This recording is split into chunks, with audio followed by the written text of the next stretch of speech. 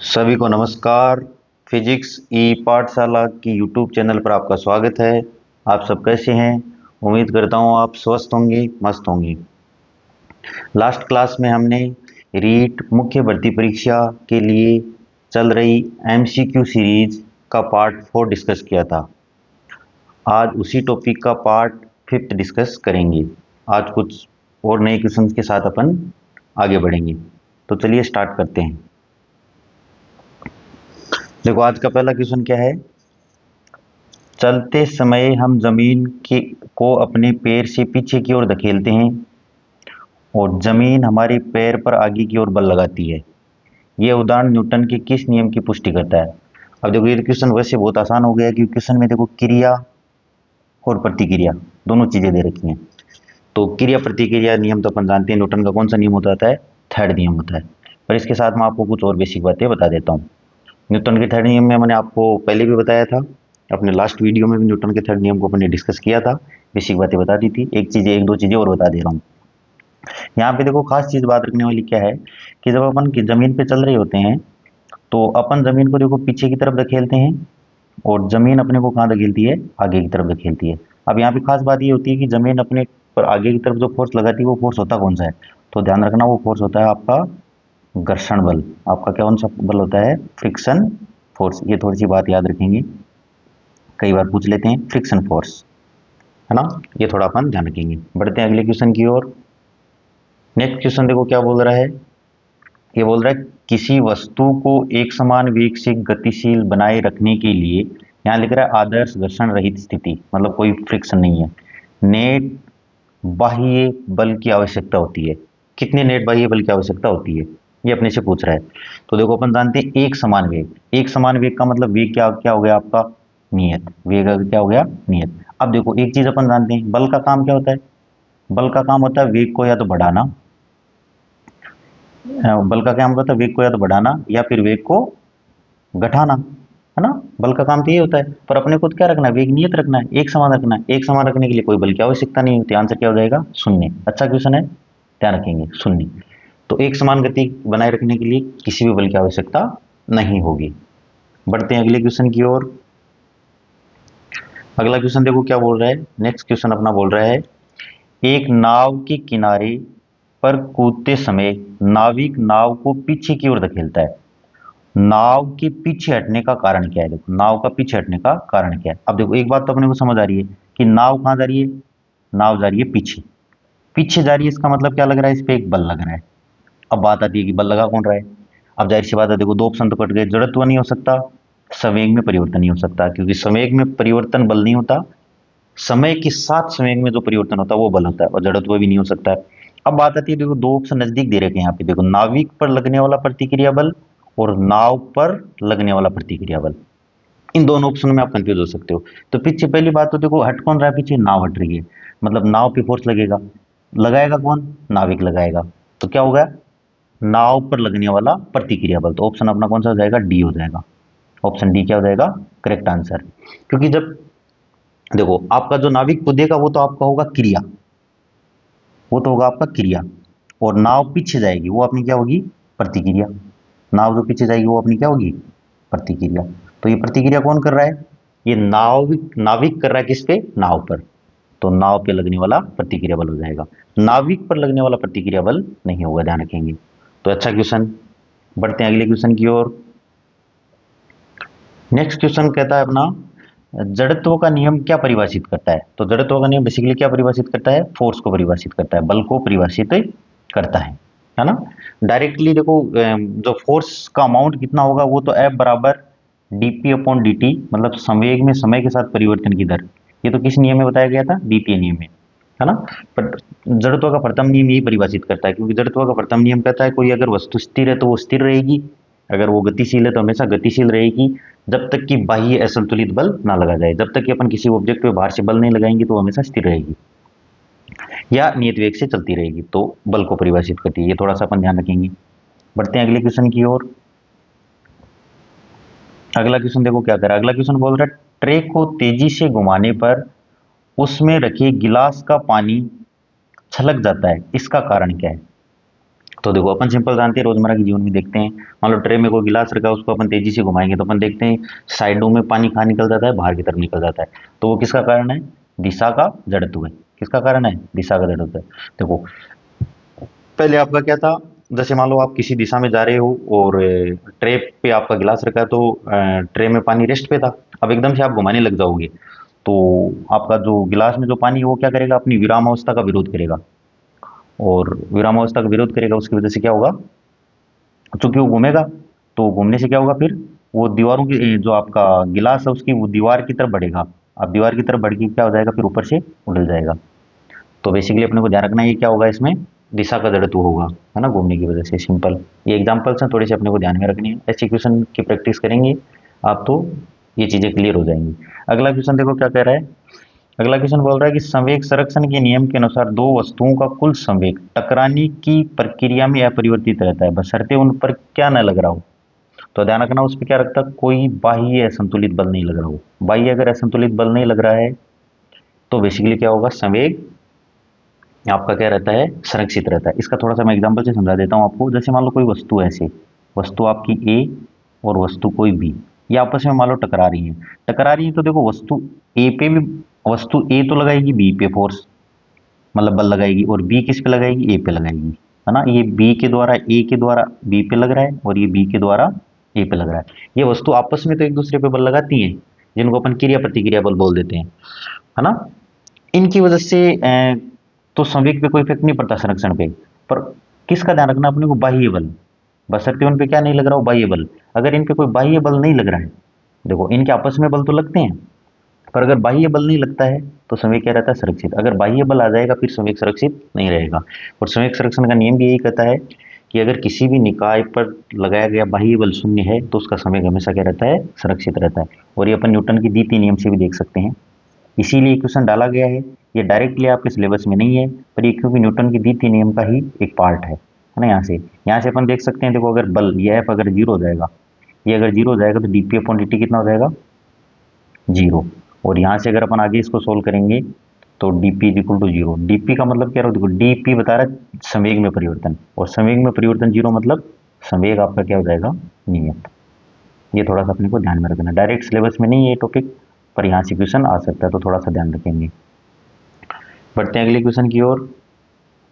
अगला क्वेश्चन देखो ये क्या बोल रहा है, 5 kg द्रव्यमान की एक वस्तु 2 मीटर पर सेकंड के त्वरण से गतिशील है, उस पर कितना बल लग रहा है। तो ये तो न्यूटन की द्वितीय नियम से अपन जानते हैं। न्यूटन की द्वितीय नियम के दो वो स्टेटमेंट, स्टैंडर्ड स्टेटमेंट ध्यान रखना, ये है आपका dp अपॉन dt। संवेग में समय के साथ परिवर्तन की दर को क्या कहते हैं, मतलब संवेग में समय के साथ परिवर्तन की दर बाह्य बल के बराबर होती है। और इसी को आगे सोल्व करते हैं तो एक नया फॉर्मूला बन जाता है ma, इसको अपन लिखते हैं बल बराबर द्रव्यमान गुणा त्वरण। जनरली अपन यही पढ़ते हैं, है ना। यहाँ भी अपने एग्जाम के लेवल के हिसाब से F बराबर ma अपने को याद रखना, पर थोड़ा ये स्टेटमेंट भी याद रखेंगे, कई बार पूछ लेते हैं। तो मास देखो अपने को द्रव्यमान दे रखा है 5 kg, और ये आपका कितना मीटर पर सेकंड स्क्वायर त्वरण, तो त्वरण कितना दे रखा है, तो सिंपल तो 10 न्यूटन ना। और बल का मात्रक क्या होता है, न्यूटन होता है, अपन जानते हैं। तो कितना आंसर हो जाएगा, 10 न्यूटन। ऑप्शन ए क्या हो जाएगा, करेक्ट आंसर हो जाएगा। इंपॉर्टेंट, वेरी वेरी इंपॉर्टेंट, ध्यान रखेंगे, इस फॉर्मूले पे न्यूमेरिकल क्वेश्चन आपके एग्जाम में आ सकता है। बढ़ते हैं अगले क्वेश्चन की ओर। ये देखो अच्छा क्वेश्चन, यदि 10 kg द्रव्यमान की एक स्थिर वस्तु 5 न्यूटन का असंतुलित बल लगाने पर भी गति नहीं करती है तो इसका क्या कारण हो सकता है। देखो बहुत ही अच्छा क्वेश्चन, और ऐसा अपन रोजमर्रा के जीवन में देखते हैं। जैसे मान लो कि आपने देखा होगा रोजमर्रा के जीवन में अपन देखते हैं ऐसा कि मान लो अपने घर पे कोई वस्तु ऐसी रखी है, और मान लो अपन इसको खींच रहे हैं या फिर इस पर धक्का दे रहे हैं, फिर भी ये नहीं चलती है। ऐसा अपने रोजमर्रा में कई बार होता है कि कोई वस्तु रखी है, उसको अपन धक्का देते हैं, नहीं चलती है। फिर अपन क्या करते हैं, हिलाने के लिए अपने किसी साथी को और बुलाते हैं, फिर दोनों मिलकर धक्का लगाते हैं। ऐसा होता है कि नहीं होता है, होता है। तो अब देखो ऐसा हो क्या रहा है यहाँ पे, न्यूटन का प्रथम नियम तो क्या कहता है कि अगर आप किसी वस्तु पे बल लगाओगे, देखो 5 न्यूटन लगा रहे हो आप, 5 न्यूटन लगा रहे हो फिर भी नहीं हिल रही। और न्यूटन का प्रथम नियम क्या कहता है, न्यूटन भाई साहब क्या कहते हैं कि अगर किसी भी वस्तु पे आप अगर बल लगाओगे तो वो तो चलेगी, पर ये तो नहीं चल रही। इसका मतलब क्या है, इसका मतलब ये है कि यहाँ पे एक अदृश्य बल लग रहा है जो आपको दिखाई नहीं दे रहा है। यहाँ पे एक पीछे की तरफ भी एक अदृश्य बल लग रहा है। क्यों, देखो आपने को एक बात तो पता चल रही है कि आप 5 न्यूटन लगा रहे हो फिर भी नहीं चल रही, इसका मतलब पीछे की तरफ भी कोई 5 न्यूटन लग रहा होगा, तभी नहीं चल रही, तभी ये नहीं चल रही। आपको ये पीछे जो अदृश्य बल होता है जो नहीं दिखाई देता, इसको बोलते हैं आपका घर्षण बल। खास बात है ये घर्षण बल, ये पीछे की तरफ जो बल लग रहा होता है उसको घर्षण बल कहा जाता है। तो ये घर्षण बल, तो यहाँ पे क्या हो जाएगा, इसका कारण क्या होगा, ये एक असंपर्क बल है, इसका कोई मतलब नहीं है। वस्तु पर लगने वाला घर्षण बल 5 से अधिक है, वस्तु पर लगने वाला, आगे वाला वस्तु पर लगने वाला घर्षण बल 5 से कम है, नहीं। अगर 5 से कम होता है ये पीछे तो आगे की तरफ चल जाता, तो ये भी नहीं होगा। वस्तु का द्रव्यमान बहुत अधिक है, ये भी नहीं कह सकता, तो ये क्या हो जाएगा, ऑप्शन बी, वस्तु पर लगने वाला घर्षण बल 5 से अधिक है, मतलब जो पीछे बल लग रहा है वो 5 से अधिक है, इसलिए ये आगे की तरफ मूव नहीं कर रहा है। तो ये सिंपल ध्यान रखेंगे अपन। बढ़ते हैं अगले क्वेश्चन की ओर। अगला क्वेश्चन देखो क्या कह रहा है, किस वैज्ञानिक ने निष्कर्ष निकाला है कि वस्तु की एक समान गति को बनाए रखने के लिए किसी नेट बल की आवश्यकता नहीं होती है। तो देखो ये गैलीलियो ने कहा था सबसे पहले, है ना, उन्होंने एक एक्सपेरिमेंट किया था कि अगर किसी वस्तु को नियत वेग से चलाना है तो उस पर किसी भी बल की आवश्यकता नहीं होती है। एनसीईआरटी में स्टैंडर्ड ये आपके दे रखा है, इसलिए थोड़ा सा ध्यान रखेंगे। ये वही गैलीलियो हैं जिन्होंने टेलीस्कोप का आविष्कार किया था, थोड़ा सा याद रखें। पढ़ते हैं अगले क्वेश्चन की ओर। ये भी अच्छा क्वेश्चन, यदि एक वस्तु पर 10 न्यूटन बल पूर्व की ओर, देखो अपन जानते हैं, अपन बोर्ड पे जनरली या स्क्रीन पे कैसे लिखते हैं, नॉर्थ साउथ, अपन जानते हैं ये अपना नॉर्थ होता है, यहाँ साउथ, यहाँ पे ईस्ट और यहाँ पे वेस्ट। अब देखो क्वेश्चन क्या बोल रहा है, किसी वस्तु पे 10 न्यूटन बल पूर्व दिशा में, तो मान लो ये कोई वस्तु है, तो 10 न्यूटन तो इधर लग रहा है, ये क्वेश्चन में बोल रहा है। फिर क्या बोल रहा है, 5 न्यूटन पश्चिम की ओर, सॉरी 4 न्यूटन पश्चिम की ओर, तो 4 न्यूटन इधर लग रहा है। अब अपन जानते हैं, अब लॉजिकली देखो अपने को एक बात समझ आ रही है। अब पूछ रहा है कि तो वस्तु पर लगने वाला कुल बल कितना हुआ। अब कुल बल का मतलब देखो अपने को यहाँ ध्यान रखना है। अब कुल बल का मतलब ये मत कर देना 10 + 4 14, है ना, क्योंकि अपन जानते हैं बल एक सदिश राशि है और सदिश राशियाँ सामान्य किसी अगर संख्या को जोड़ते हैं उस तरीके से नहीं जुड़ती है ना, उनमें दिशा भी देखी जाती है। तो लॉजिकली अपन समझ आ रहा है, देखो ये इधर 10 से खींच रहा है, इधर 4 से खींच रहा है, तो नेट ये इधर कितने से खींचेगा, 6 न्यूटन से खींचेगा, क्योंकि 4 न्यूटन के प्रभाव को ये वाला 4 न्यूटन खत्म कर देगा, तो इधर नेट बल कितना आएगा, 6 न्यूटन। तो 6 न्यूटन और ये वाली दिशा कौन सी है, पूर्व, 6 न्यूटन पूर्व। तो ऑप्शन कौन सा आ जाएगा, ये नहीं हो सकता, 6 न्यूटन पश्चिम नहीं हो सकता, 6 न्यूटन पूर्व। तो ऑप्शन सी क्या हो जाएगा अपना करेक्ट आंसर। अच्छा क्वेश्चन है ना, ये खास बात याद रखनी होती है। सदिश जो राशियां होती हैं उनको सीधा नहीं जोड़ा जाता है ना, सदिश राशियां सामान्य संख्या की तरह नहीं जोड़ी जाती, उनमें दिशा को भी देखा जाता है। बढ़ते हैं अगले क्वेश्चन की ओर। अगला क्वेश्चन बोल रहा है, किसी वस्तु का जड़त्व सबसे कम होगा, किसी वस्तु का जड़त्व सबसे कम होगा। तो ये अपन प्रीवियस क्लास में भी डिस्कस कर चुके हैं। तो जड़त्व होता है वो किसका मापदंड होता है, आपका द्रव्यमान का।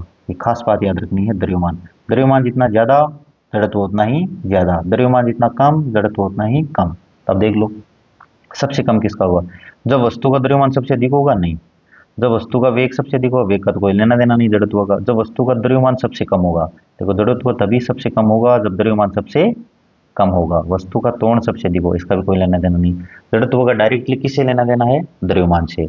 और पहले भी बता चुका हूँ, जड़त्व से रिलेटेड आपकी लास्ट भर्ती परीक्षा में क्वेश्चन पूछा गया था, और सिंपल यही पूछा गया था कि निम्नलिखित में से किसका जड़त्व सबसे अधिक है ना, और 4 आपको वस्तुएं दी गई थी, सिंपल। तो देख सकते हैं अपन, अपने को द्रव्यमान देखना है। बढ़ते हैं अगले क्वेश्चन की ओर।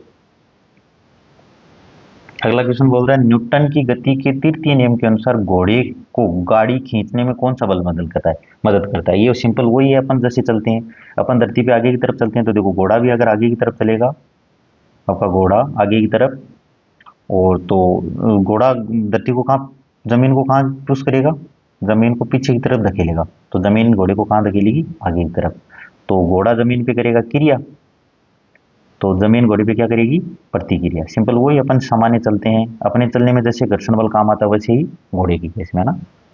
अब चूंकि गाड़ी तो घोड़े से जुड़ी हुई है, इसलिए घोड़ा आगे बढ़ेगा तो गाड़ी भी आगे बढ़ेगी, है ना, सिंपल ना। वैसे उसका कोई लेना देना नहीं है कि गाड़ी कैसे खींचता है ना। इसका सिंपल यही है, क्रिया प्रतिक्रिया से। तो घोड़े द्वारा गाड़ी पर लगाया गया बल, ये कोई आंसर नहीं है। गाड़ी द्वारा घोड़े पर लगाया बल, ये भी नहीं होगा। घोड़े द्वारा जमीन पर लगाए गए बल की जमीन द्वारा घोड़े पर लगाए गए प्रतिक्रिया बल, तो ये अपना आंसर करेक्ट हो जाएगा। तो वो घोड़ा जमीन पर लगाया गया बल, ये क्रिया बल की जमीन द्वारा घोड़े पर लगाया गया प्रतिक्रिया बल, है ना। जमीन फिर घोड़े पे क्या लगाएगी, आगे की तरफ प्रतिक्रिया बल। और ये प्रतिक्रिया बल मैंने आपको पहले भी बताया था कौन सा बल होता है, घर्षण बल होता है ना। अगर ये घर्षण नहीं होगा तो कोई प्रतिक्रिया नहीं होगी। और ऐसा अपन रोजमर्रा के जीवन में देखते हैं। जनरली देखो अपन आराम से चल पाते हैं घर्षण की वजह से। ये घर्षण बहुत काम की चीज़ है ना। और ये घर्षण नहीं हो तो अपन चल भी नहीं पाते हैं। जैसे मान लो सामान्य किसी फर्श पे पानी वगैरह, फर्श पे पानी वगैरह या ऑयल बिखर जाए तो चलना मुश्किल हो जाता है ना, स्लिप होकर गिर जाते हैं अपन, है ना। तो स्लिप होने से कौन बचाता है अपने को? घर्षण। बढ़ते हैं आगे की तरफ। अगला क्वेश्चन बोल रहा है किसी वस्तु में संवेग में परिवर्तन लाने में लगा बल केवल बल के परिणाम पर ही नहीं बल्कि किस पर निर्भर करता है? तो मैंने आपको बताया था न्यूटन का जो द्वितीय नियम सिंपल याद रखना है, F बराबर dp अपॉन dt। तो बल सिर्फ संवेग में परिवर्तन पर निर्भर करता है कि संवेग में परिवर्तन कितने समय में हो, इस बात पर निर्भर करता है। कितने समय में परिवर्तित हो इस बात पर निर्भर करता है। इसीलिए इसको पढ़ा जाता है संवेग में परिवर्तन समय के सापेक्ष, है ना। तो अकेले संवेग में परिवर्तन पे निर्भर नहीं करता, किस पे करता है? समय पे भी करता है। तो कौन सा घनत्व ये नहीं होगा, वस्तु द्वारा तय की दूरी का कोई लेना देना नहीं है, उस समय अंतराल पर जितने समय में बल लगाएगा। तो ये सिंपल है, ये ऑप्शन हो जाएगा अपना सी। तो देखो ऐसा क्वेश्चन आ सकता है, ध्यान केवल प्रारंभिक विभव भी ये भी नहीं होगा। तो न्यूटन का गति का द्वितीय नियम तो क्या कहता है? संवेग में परिवर्तन अपॉन समय। समय ध्यान रखना कितने समय में परिवर्तन हुआ, वो खास बात है। बढ़ते हैं अगले क्वेश्चन की ओर। अगला क्वेश्चन बोल रहा है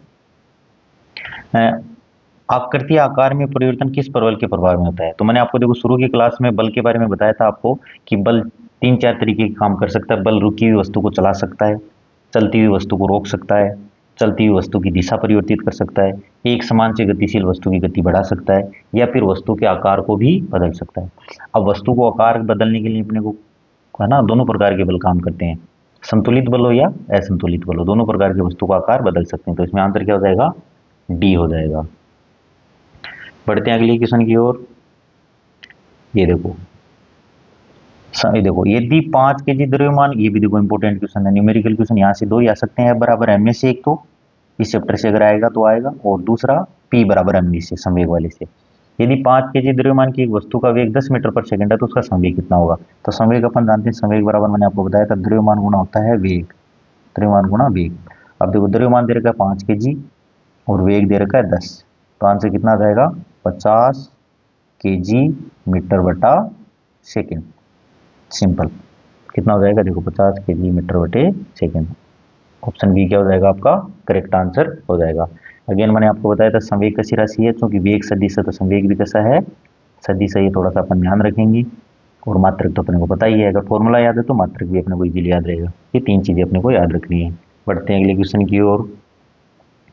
ये देखो अच्छा क्वेश्चन, सुरक्षा बेल्ट किस जड़त्व से होने वाली संभावित दुर्घटना से बचाता है? देखो बहुत ही अच्छा क्वेश्चन। इसको निकालने का मैंने आपको सिंपल तरीका बताया था। ये है तो जड़त्व का ही कारण। अब जड़त्व चूंकि अपन ये तो हो नहीं सकता, गुरुत्व जड़त्व पढ़ते हैं अपन 3 टाइप के पढ़ते हैं।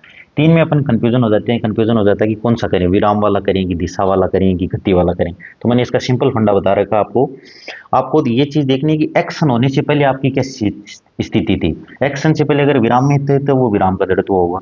एक्शन से पहले आप गति में थे तो वो गति का जड़त्व होगा। एक्शन से पहले आप किसी पर्टिकुलर दिशा में चल रहे थे तो दिशा का जड़त्व होगा। सिंपल। अब यहाँ पे देखो, है ना, सुरक्षा बेल्ट किसी जड़ित। अब अपन जानते हैं देखो सुरक्षा बेल्ट में क्या होता है, जैसे मान लो गाड़ी चल रही है ऐसे, है ना, सीधी रफ्तार से दौड़ रही है आगे की तरफ, तो जाहिर सी बात है अंदर अपन बैठे हैं तो अपन भी दौड़ेंगे। अब होगा क्या, एकदम से अपन ब्रेक लगाएंगे।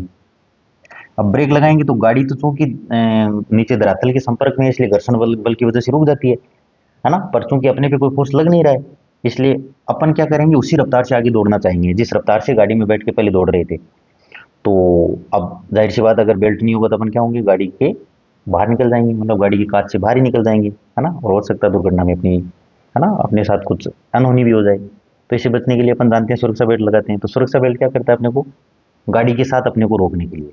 तो अब देखो ब्रेक लगाने से पहले आप क्या कर रहे थे, ब्रेक से ठीक पहले, ब्रेक से ठीक पहले क्या था, आप थे मोशन में, मतलब गति में थे, गति में थे। तो गति में थे इसका मतलब कौन सा जड़त्व हो जाएगा, गति का जड़त्व हो जाएगा। सिंपल। तो सी ऑप्शन क्या हो जाएगा अपना करेक्ट आंसर। ये सिंपल याद रखना है ना। एक्शन होने से पहले अपन किस स्टेट में थे उसी स्टेट में रहना चाहेंगे, है ना। ये न्यूटन का प्रथम नियम है।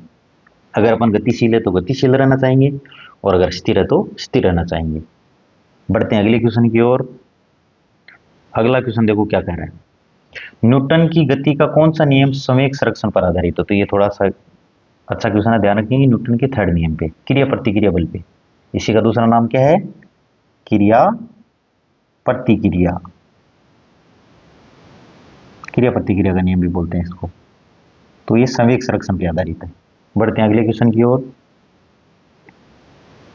देखो ये भी देखो, कैरम की गोटी, ये देखो एग्जांपल है सिंपल, कैरम की गोटियों की ढेरी में सबसे नीचे वाली गोटी पर स्ट्राइकर से तीव्रता से मारने पर केवल नीचे वाली गोटी बाहर आ जाती है, जबकि शेष गोटियां वहीं गिर जाती है। इसका क्या कारण है? सिंपल, जैसे मान लो जैसे कैरम की गोटियां तो खिलाई है आपने बचपन में, ऐसे देखो, अब मान लो बहुत सारी ऐसी गोटियां रखी हैं फर्श पे, और मान लो कि अपन यहाँ नीचे वाली पे फोर्स लगा के यहाँ इसको गिराए, तो ये वाली तो आगे शिफ्ट हो जाएगी और बाकी जो गोटियां वो यहीं पे गिर जाएंगी ऐसे, है ना। तो इसका क्या कारण है? तो अब देखो अगेन वही है, तो जड़त्व होगा ही, तो ये नहीं हो सकता, इन तीनों में कोई एक होगा। तो देखते हैं, देखो इस गोटी पे मारने से पहले ऊपर वाली गोटियां क्या थी?